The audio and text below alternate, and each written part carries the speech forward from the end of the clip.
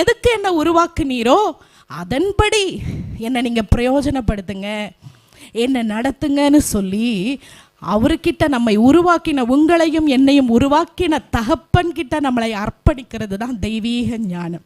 ஆமேன். எத்தனை பேருக்கு புரிஞ்சுது? புரிஞ்சவங்களை கருத்து ஒரு ஆமேன் சொல்லுவோமா? ஆமேன். ஓகே, இப்போ 2 வகையான ஞானத்தை பார்த்தோம். ஒன்று என்னது? உலக ஞானம்.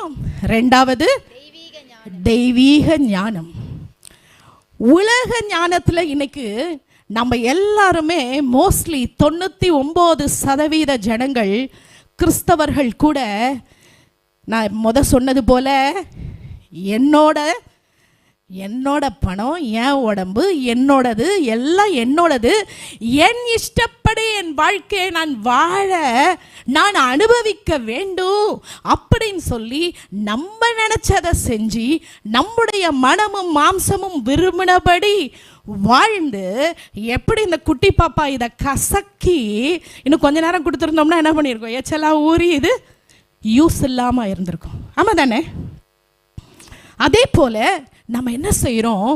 தெய்வீக ஞானத்துக்கு நம்மளை அர்ப்பணிக்காம, உலக ஞானத்துக்கு, நம்முடைய மாம்சத்தின் ஞானத்துக்கு நம்மை அர்ப்பணித்து நம்முடைய வாழ்க்கையை கசக்கி, நம்முடைய வாழ்க்கையை உருவாக்கப்பட்ட நோக்கத்தை மறந்து, கசக்கப்பட்ட இந்த தாள் எங்கே போகும்? எங்கே போகும்? சிலர்லாம் சொல்லலை. எங்கே போகும்?